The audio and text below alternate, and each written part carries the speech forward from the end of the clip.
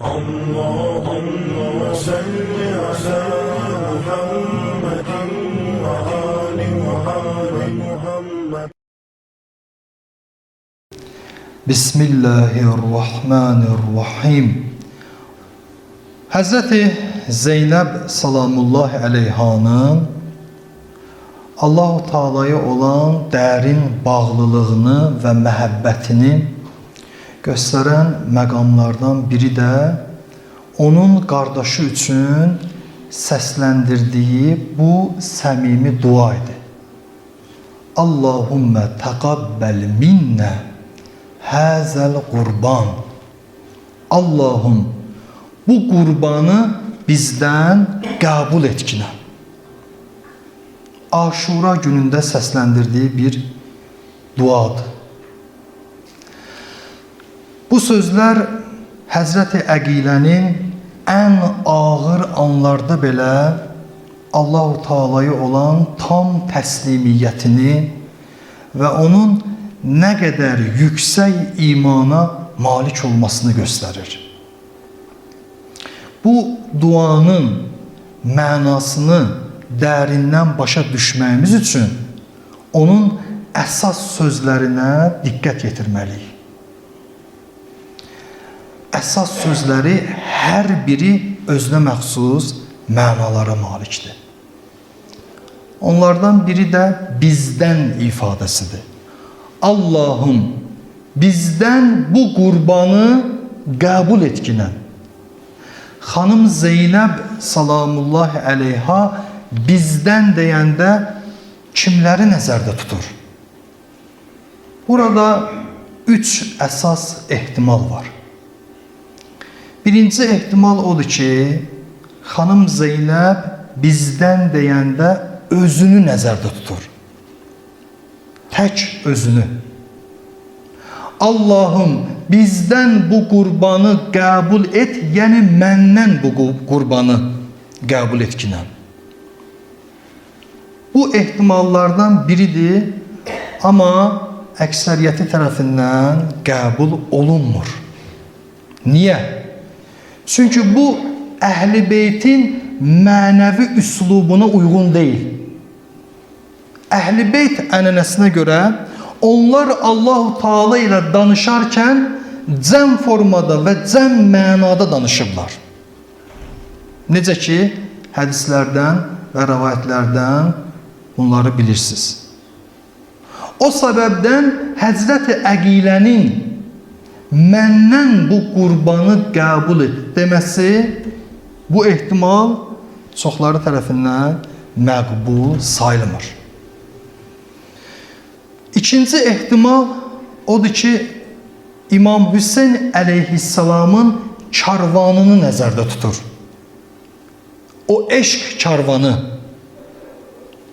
Xanım Zeynəb deyəndə ki, İlahi, bizdən bu qurbanı qəbul et, yəni Əbu Abdillahın karvanından. Kimlər idi o karvanda? Yəni Hüseyn əleyhissalamın qardaşlarından, bacılarından, övladlarından və qızlarından bu qurbanı qəbul etkinən. Bəli, bu diqqətə layiq bir ehtimaldır və özünə məxsus da bir mənaya malikdir. Üçüncü ehtimal da odur ki, bizdən kəlməsindən pənc-i ali əba qəsd olunur. 5 nəfəri xanım Zeynəb qəsd eləyir, nəzərdə tutur.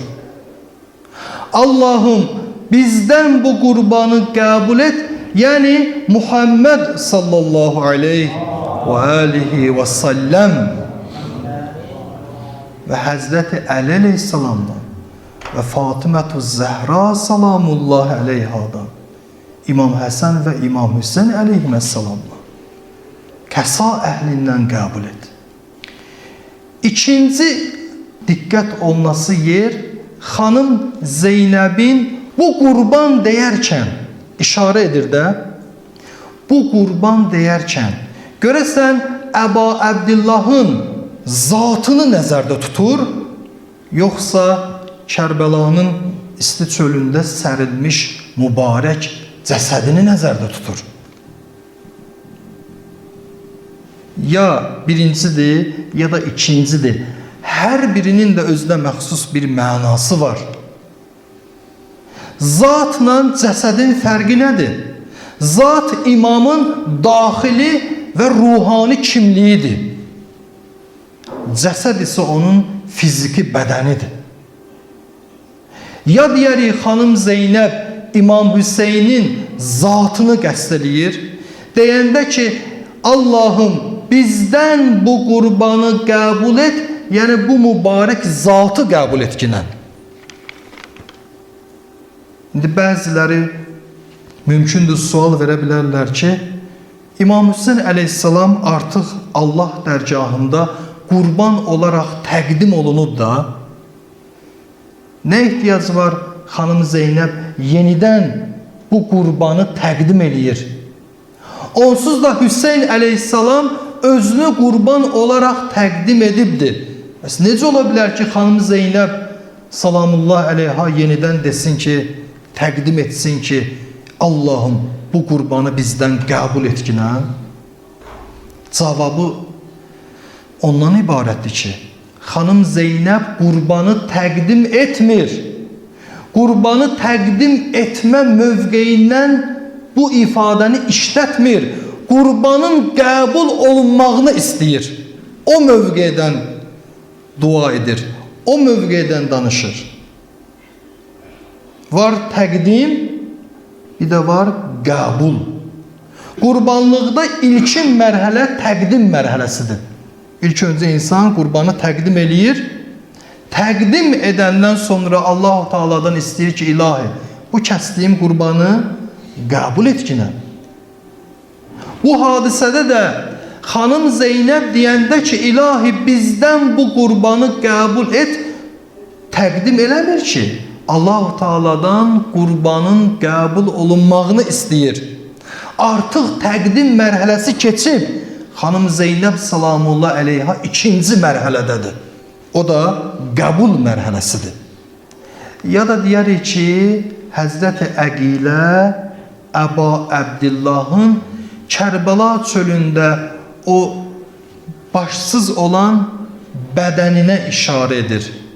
İlahi, bu qurbanı bizdən qəbul et, yəni bu mübarək cəsədi bizdən qəbul etkinə. Bax, burada böyük bir məna yatır. Dərin bir məna var. Xanım Zeynəb salamullah əleyha bu duanı etməklə həm də o andan etibarən sonra mübarək cəsədin başına gələnlərə işarə edir. Necə? Necə ki, insan qurbanı kəsəndən sonra, duasını edəndən sonra neynir? Aparır, əti doğrayır, parçalayır, dərisini soyur ilk öncə heyvanın, sonradan sümüklərini ayırır, ətini doğrayır, düzdürmü? Xanım Zeynəb salamullah əleyha İmam Hüseyn əleyhissalamın mübarək cəsədinə işarə edərək deyəndə ki, ilahi bunu bizdən qəbul et, bunun özü işarədir ki, o andan sonra o cəsədin başına nələr gələcək? Paltarı soyulacaq bədənindən. Atlar altında Əbu Abdillahın sinəsi yumşaq olan həddə qədər çatacaq. O qədər at çapacaqlar üzərindən, sümükləri xırdı yumşalacaq, un kimi ovulacaq. Barmağı kəsiləcək İmam Hüseyn əleyhissalamın, ona işarədir. Əli kəsiləcək Əbu Abdillahın. Bu mübarək cəsədi ilahi bizdən qəbul et, sonraki hadisələrə işarədir həmçinin. Yaxşı. Bu duanı ki, Həzrəti Əqilə etdi, Kərbəlada, Aşura günündə, görəsən, hansı sifət üzərində dayanaraq bu duanı etdi? Hansı xüsusiyyəti ilə və hansı mövqedən durub, dedi ki, ilahi, bu qurbanı bizdən qəbul etkinən. Burada çoxlu cavablar var.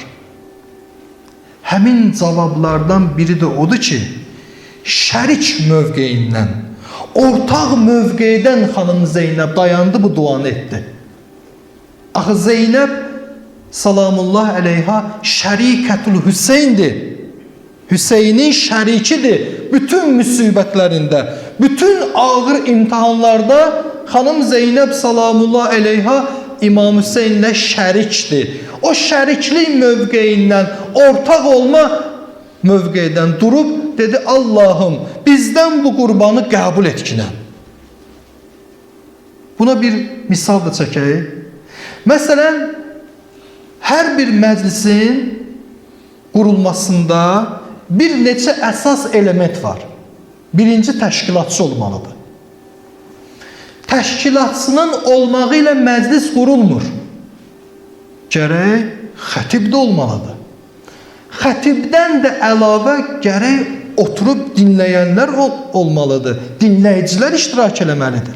Düzdürmü? Biri olsa, digəri olmasa o məclis həyata keçməyəcək. Məclisin həyata keçməsi üçün hər üç element labuddur. Yaxşı. İndi xətib deyə bilər də, ilahi bizdən bu məclisi qəbul etkinə. Baxmayaraq təşkilatçı deyil. Baxmayaraq dinləyici deyil. Amma xətib bu duanı edə bilər. Həmçinin məclisin təşkilatçısı, təsisçisi o da deyə bilər ki, ilahi bizdən bu məclisi qəbul elə. Baxmayaraq xətib deyil. Və həmçinin dinləyicilər də, əyləşənlər də deyə bilər ki, ilahi bizdən bu məclisi qəbul elə. Baxmayaraq onlar nə təşkilatçıdır, nə də xətib deyirlər.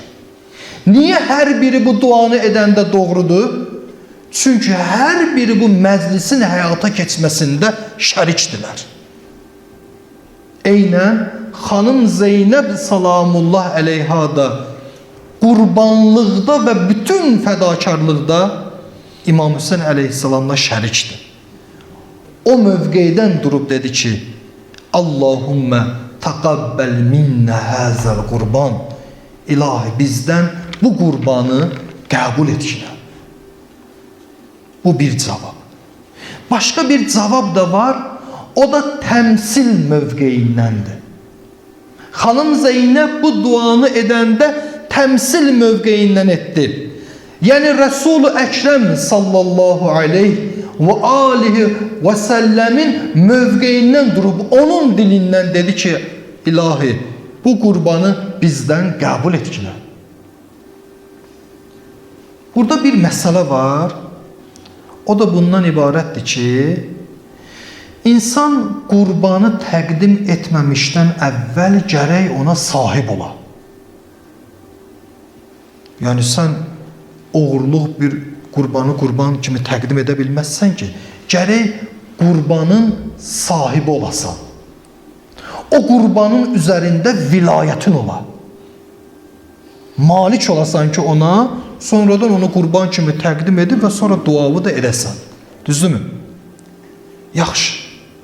Məgər xanım Zeynəb salamullah əleyha İmam Hüseyn əleyhissalama vilayəti var idi? Xeyr. Əksinə, İmam Hüseyn əleyhissalamın xanım Zeynəb üzərində vilayəti var idi. Xanım Zeynəbin ki, İmam Hüseyn əleyhissalama rəhbərliyi, vəliliyi yox idi ki. Bəs necə ola bilər ki, xanım Zeynəb dedi, Allahım bu qurbanı bizdən qəbul etkinə.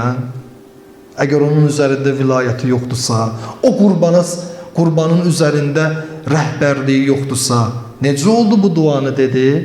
Aha, burada təmsil mövqeyi işə düşür. Xanım Zeynəb özü üçün demədi onu.